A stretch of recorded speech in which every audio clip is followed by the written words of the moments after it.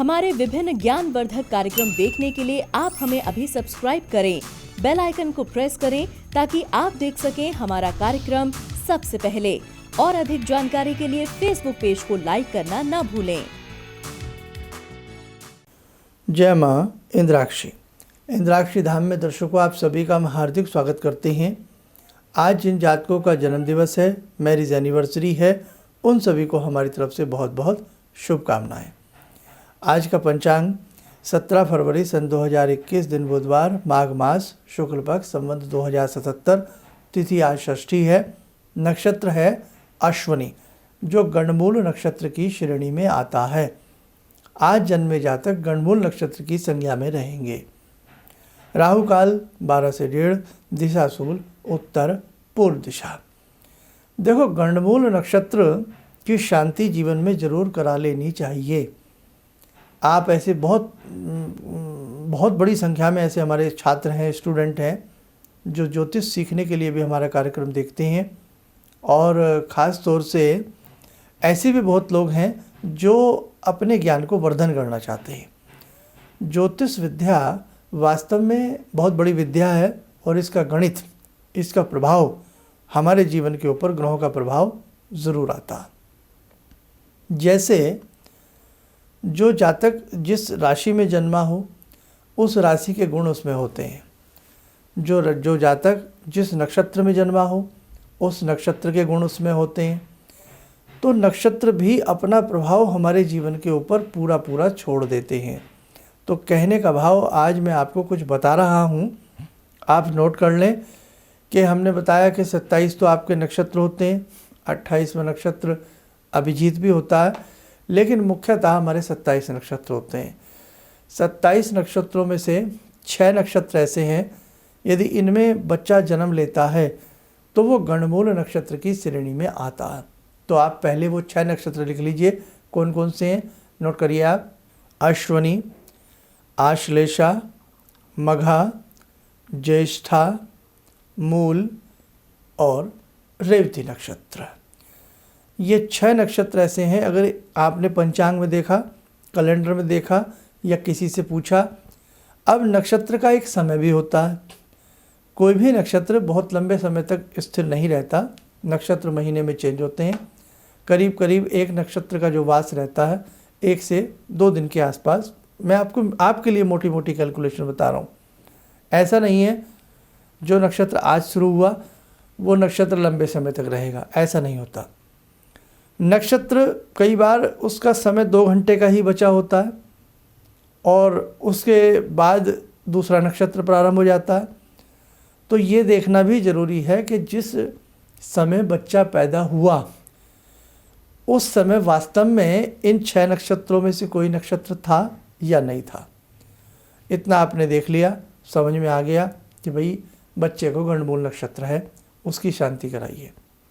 गणमूल नक्षत्र का प्रभाव बच्चे के स्वास्थ्य के ऊपर भी आता है। कई बार माता पिता के ऊपर नकारात्मक आता है, कई बार व्यापार के ऊपर आता है, कई बार धन के ऊपर आता है, कई बार भाई के ऊपर आता है, कई बार मामा के ऊपर आता है। ये आता ज़रूर है। अब बहुत लोग कहेंगे कि जन्म तो संसार में और बच्चे भी लेते हैं, क्या उनके यहाँ प्रभाव नहीं आता?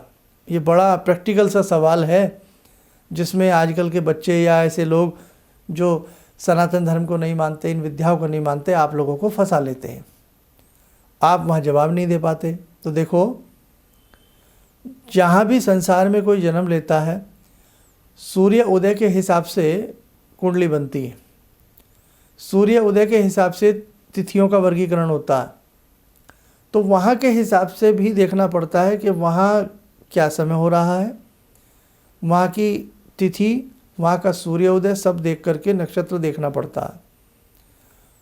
ये बात तो हुई कैलकुलेशन की। लेकिन यदि वहाँ के हिसाब से भी गणमूल नक्षत्र बनता है, इन 6 नक्षत्रों में से कोई भी एक नक्षत्र बनता है, तो प्रभाव वहाँ के बच्चे पर भी आएगा, वो बच नहीं सकता। वो बात अलग है कि आप उस चीज़ को मानते हैं या नहीं मानते हैं। हमारे विद्याओं में हमारे ऋषियों ने इन विद्याओं का आविष्कार किया है। पूरे विश्व के लिए किया है। अब कोई ज्योतिष विद्या से लाभ लेना चाहता है तो ले सकता है। अब होता क्या है, जो 27 नक्षत्र होते हैं, 27 घड़े में छेद किए जाते हैं, झरनी में छेद होते ही हैं। एक दिव्य औषधियों का निर्माण किया जाता है, औषधियों का जल पकाया जाता है, फिर उसमें बच्चा को और जच्चा को यानी कि माँ को और बालक को स्नान कराया जाता है, ताकि उस समय का प्रभाव, उस नक्षत्र की नकारात्मक स्थिति का प्रभाव उन जड़ी बूटियों के स्नान के माध्यम से दूर हो सके। बड़ा प्रैक्टिकल सा कार्य ऋषियों ने बताया। ऐसा नहीं है कि केवल मंत्र साधना तक ही उन्होंने हमें सीमित रखा है। गणमूल नक्षत्र शांति में औषधि स्नान भी कराया जाता है। अब औषधि स्नान कराया जाएगा तो औषधि स्नान का शरीर के ऊपर दिव्य प्रभाव आएगा ही आएगा। तो बड़ा ऋषियों का बेहतरीन चिंतन रहा है। तो इस गणमूल नक्षत्र की संज्ञाओं का जो परिणाम है वो सबके ऊपर आता है। अब कोई उस चीज़ को लाभ में लेना चाहे तो ले सकता है, नहीं तो उसकी अपनी इच्छा होती है। अब हम विदेशों की बात करें, वहाँ जब ये ज्ञान ही नहीं है, तो उसका लाभ कौन लेगा। हाँ, विदेशों में भी ज्योतिष पहुँच गई है, लेकिन हो सकता है बहुत ज़्यादा गंभीरता से वो इस प्रकार की पूजा कर्म पर उनका अपना विश्वास ना हो, ये चीज़ भी कही जा सकती है।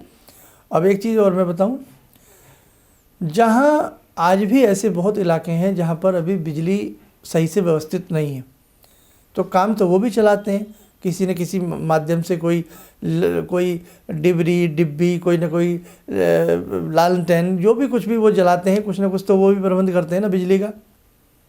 और जहाँ बिजली अच्छे से चमचमाती है उसको लाभ अच्छा मिलता है रोशनी का। तो वही वाली बात है, ज्योतिष एक प्रकाश का कार्य करती है, जीवन को प्रकाश से भर देती है ज्योतिष। इसका जो लाभ अच्छे से ले लेता है उसे अच्छा लाभ प्राप्त हो जाता है, और जो इसका लाभ नहीं लेकर के अपने जीवन के हिसाब से आगे बढ़ता है तो उसके लिए भी ठीक है। तो बस मैं ज़्यादा आपको ना समझाते हुए यही कहना चाहूँगा, प्रभाव ग्रहों का, सितारों का, नक्षत्रों का पूरे विश्व के ऊपर आता है, और ग्रहों की खोज खगोलीय वेत्ता पूरे विश्व में है, हर देश में है। अपने अपने हिसाब से ग्रहों के ऊपर अनुसंधान होते रहे हैं, रिसर्च होती रही है, या नहीं हो रही है तो बताइए आप मुझे। हो रही है ना, हर जगह, कोने कोने में। तो कहने का भाव, ग्रहों के ऊपर अनुसंधान, रिसर्च ये हर जगह है, चाहे वो ज्योतिषीय क्षेत्र में हो, चाहे वो विज्ञान के क्षेत्र में हो। इसीलिए इसको एस्ट्रो साइंस भी कहा जाता है। तो गणमूल नक्षत्र में जब जातक जन्म लेता है उसकी शांति भाई हमारे हिसाब से करा देनी चाहिए। 27वें दिन उसकी शांति होती है। क्यों 27वें दिन क्यों कहा गया? क्योंकि 27 नक्षत्र होते हैं, जो नक्षत्र आज निकल गया अब वो 27 दिन के बाद करीब करीब आता है। इसलिए जन्मजात बच्चे की शांति तो एकदम होती नहीं है, क्योंकि आज तो पता ही लगेगा हमें कौन से नक्षत्र में बच्चा पैदा हुआ है। उसकी शांति फिर उस हिसाब से करा देनी चाहिए। 27वें साल तक में भी मैंने लोग बाग शांति कराते देखें कि शर्मा जी हमें किसी ने बताया नहीं, हमारा लड़का या लड़की 27 वर्ष के हो गए तो अब हम इसकी शांति करा रहे हैं। जी हाँ, मैं तो वही कहता हूँ, जब जागो तब सवेरा। इसलिए हमारे ऋषियों का चिंतन अथाह सागर की तरह गहरा रहा है। आप इन विद्याओं को विश्वास के साथ माने तो आपको बहुत लाभ मिलेगा। ज्योतिषीय किताबों में हजारों वर्ष पूर्व मंगल का रंग लाल बताया गया। जब साइंस ने परखा देखा तो मंगल पर जब देखा तो वहाँ की मिट्टी लाल निकली। चंद्रमा का रंग श्वेत बताया गया, वो जू का तू निकला। सूर्य के सबसे नज़दीक हमारी ज्योतिष में बुध को बताया गया, और सूर्य से अधिक दूरी शनि की बताई गई। आप जन्म पत्रिका भी उठा के देख लीजिए। जन्म पत्रिका में अगर आपको कहीं भी बुध, किसी भी संसार की जन्म पत्रिका में जो वैदिक हिसाब से बनाई जाती है, बुध हमेशा सूर्य के आसपास होंगे, एक खाना ऊपर या एक खाना नीचे, या बुध सूर्य के साथ बैठे होंगे। क्यों? क्योंकि बुध की दूरी सूर्य के सबसे नज़दीक है। साइंस भी इस बात को मानती है कि वास्तव में है। हमारे ज्योतिष के प्राचीन ग्रंथों में पृथ्वी से सूर्य की दूरी, पृथ्वी से चंद्रमा की दूरी, पृथ्वी से मंगल की दूरी जितनी बताई गई उससे 1 इंच ऊपर नीचे दूरी नहीं निकली। तो आप कैसे कह सकते हैं कि ज्योतिष विद्या केवल एक मनगढ़ंत विद्या है, केवल एक कहानी विद्या है? ऐसा नहीं है। अब मैं तो हैरान होता हूँ, उस ज़माने में ऐसा रॉकेट नहीं थे, ऐसे यान नहीं थे, तो हमारे जो ऋषि मुनि थे उनके पास ऐसे कौन से चक्षु थे, ऐसे कौन सी दूरबीन थी जिन्होंने दूरी तक को नाप दिया? सोचो, है ना। अब हम रामायण जी की बात करें तो उसमें देखो पुष्पक विमान की भी बात आती है ना। पुष्पक विमान कितनी प्राचीन में आती है बातें। तो भाई बहुत विकसित साइंस थी, बहुत विकसित साइंस थी, लेकिन उस विकसित साइंस को बहुत लोग आज मानते हैं और बहुत लोग उस पर स्वीकार करने पर तैयार नहीं है। लेकिन पर्दे के पीछे हर आदमी ये चाहता है कि मेरा कोई भविष्य पढ़ दे, बस पता न लगे, चुपचाप मेरा भविष्य पढ़ करके कोई मुझे बता दे। तो मेरे साधकों, मेरे छात्रों, जितने भी आप ज्योतिष विद्या में पारंगत होने का प्रयास करेंगे, ये विद्या आपको तो लाभ देगी ही देगी, और जब इसे आप सीख जाएंगे तो इससे आपके परिजनों को, समाज को, आप बहुत लोगों को लाभान्वित कर सकते हैं। तो आज का हमारा सब्जेक्ट यही था कि गंडमूल शांति आपको किसी मर्मज्ञ विद्वान की संरक्षण में, अगर बच्चा परिवार में कोई भी पैदा होता है तो करा लेनी चाहिए। आइए आज के ध्यानमाला से जुड़ते हैं। आज की ध्यानमाला में जुड़ते हैं बाबा हम हनुमान जी से। ॐ अतुलितबलधामं हेमशैलावदेयं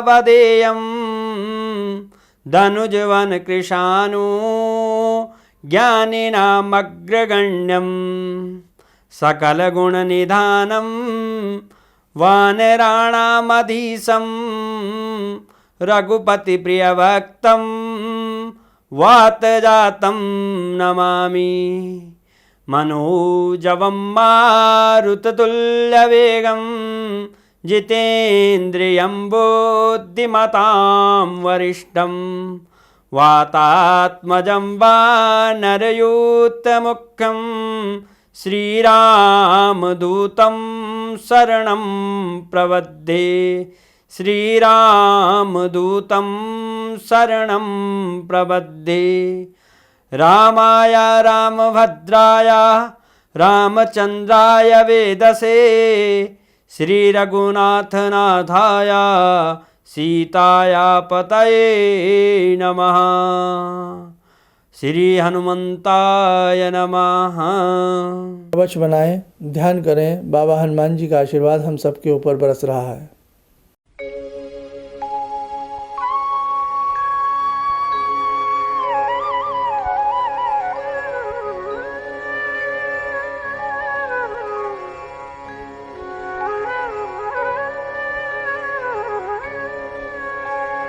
ओम बोलते हुए नेत्र खोलें, सामान्य हो जाएं। बसंत पंचमी की बेला कल बीती और कल से ही हमने आपके जवाबी लिफाफों में माँ शारदा, भवानी, इंद्राक्षी का ध्यान करते हुए, गुरुदेव का ध्यान करते हुए हमने आपको जो जवाबी लिफाफे में दीक्षा का सेट भेजना था वो प्रारंभ हमारा हो गया है। ईश्वर आपको इंद्राक्षी धाम से बहुत अच्छे से जोड़े। हृदय की गहराइयों से हम आपको शुभकामनाएं देती हैं और आने वाले शीघ्र के समय में इंद्राक्षी धाम में हम आपका स्वागत करते हैं। आने वाले ऐसे बहुत धार्मिक अनुष्ठान, जप, तप, यज्ञ, ऐसी बहुत सारी चीज़ें हैं जो आपको हमारे साथ मिलकर के करनी है और कहीं न कहीं भौतिक सुखों के साथ साथ, भौतिक प्रगति के साथ साथ आध्यात्मिक प्रगति और आध्यात्मिक सुख की प्राप्ति भी आपको करनी है। बस इन्हीं शुभकामनाओं के साथ मैं अपनी बात को समाप्त करता हूँ और भविष्य में ये चाहता हूँ कि बहुत अच्छे से हम सब मिलकर के आपस में प्रेम से रहें और कुछ सीखते रहें और कुछ सिखाते रहें। जय माँ इंद्राक्षी। मेरी बार बार आँखों की नाड़ी फट जाती थी। तो डॉक्टर ने मेरे को बोला कि ये कैसे हो गया। मेरे 30 साल की प्रैक्टिस में कभी भी इस आँख की रोशनी चली गई थी, तो वो मैं मंत्र करती थी, आपने मेरे को बताया था, तो उस मंत्र से मेरी रोशनी वापस आ गई। मेरे को काला मोतियाबिंद है, तो हाँ अब ठीक है, इस रोशनी आँख में आ गई।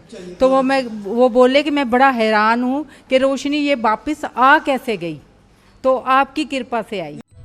किसी भी समस्या के समाधान के लिए मिले प्रसिद्ध हस्तरेखा एवं वास्तु विशेषज्ञ प्रोफेसर धर्मेंद्र शर्मा जी से।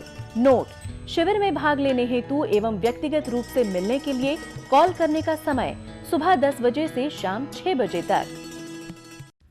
हमारे विभिन्न ज्ञानवर्धक कार्यक्रम देखने के लिए आप हमें अभी सब्सक्राइब करें, बेल आइकन को प्रेस करें ताकि आप देख सकें हमारा कार्यक्रम सबसे पहले। और अधिक जानकारी के लिए फेसबुक पेज को लाइक करना न भूलें।